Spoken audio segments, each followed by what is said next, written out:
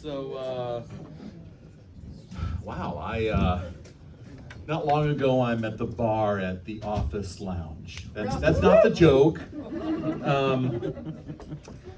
And I get into a conversation with the guy next to me. I'm there because, I'm a discerning consumer, and I know that it's the only place in town that has Budweiser in the can. And, I'm there for a while. I'm talking to the guy. And I tell him that I'm coming here to do this tonight. And the guy says, and I think this is the exact quote, "Yeah, let's go!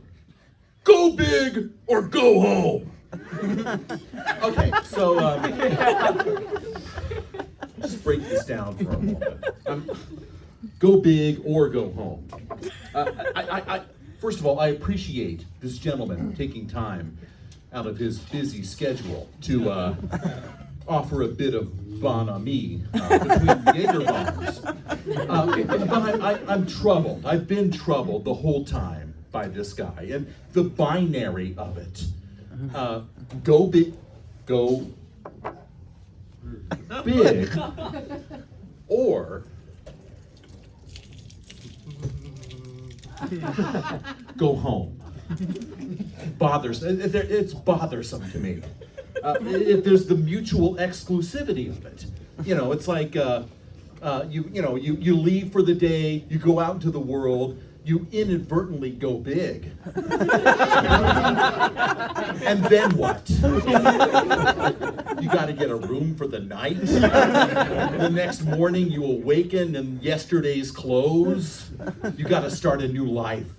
I'm troubled by that. I have a newfound empathy for the evicted. It's like you miss 1 month's rent. That's it's yay big. It's like bigger than a bread box maybe. But you miss several months of rent. You have officially gone big, and you cannot go home by order of the sheriff. The homeless. Think about the homeless. I mean, we assume them to be mentally ill or addicted to something, but maybe they're just persons experiencing smalllessness. They just go big over and over and over, and they can never go home. It's possible. I myself am not currently homeless, in case you didn't know. I am a homeowner. I have a condo, which it's weird. They don't tell you until you have a condo what it means to have a condo, which is you own only some of the interior of your place. You've got the appliances, you've got the fixtures, you got your stuff, but the deck, not yours. The roof, forget about it. The interior walls are yours, but the ceiling, if it's somebody else's floor, that's not yours. And I'm a homeowner, but I don't own my front door. Yeah, so I'm a little worried about this. So say somebody here tonight doesn't like my set. They might call my property managers after hours lines, and they'll be like, "Yeah, I have an anonymous tip about Bailey, Unit 93.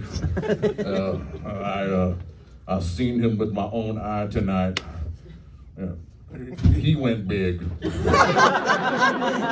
then, like within 20 minutes, the locksmith could be out, changing the lock set on the door that I don't own. I can't get in the house. There's nobody else there. I live alone.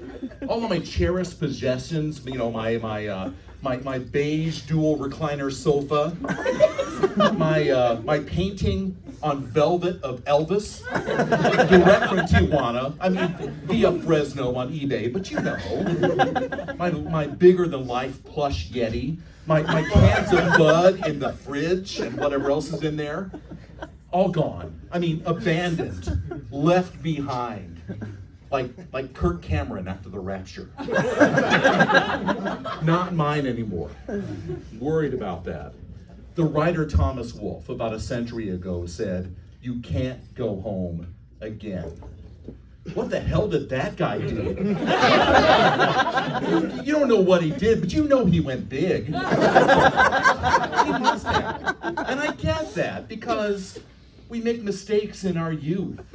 When I was 21, I got married for the first time of 31 occasions. And it was 7 days after college graduation, 8 days out of the dorm. My Yelp review for this is 0 out of 10, would not recommend. It lasted a year and a half. What the blue hell was I thinking? I was a fetus. I went big. I know what I was thinking. I needed to go big because I could not, after college, go back home. And indeed, I have not spent a night under my parents' roof in this millennium. So I think it worked out. Yeah, going way back, it's clear that I was destined for big goingness. I'm in preschool. And my parents never entertained. They never went out to parties, but they had a couple over on this one occasion. And they never had like alcohol around, but they got beer to have this couple over and to entertain properly. And my mom hands out beers, but she doesn't hand out coasters. It's a hot day, and the guy in the couple has his beer and he puts it down on the piano bench. The piano that my mom cherishes, that I can't touch without washing my hands. And I remember this cinematically. I see the sweating can of beer starting to crack and buckle the white leather on the piano bench. And I look over at my mom, and she's grasping her lower lip with her snaggle tooth and trying to figure out how fastidious a host she can be. And John, you got time. oh man, John, we're almost there. no, John, it's time. It's time. I think I went too big.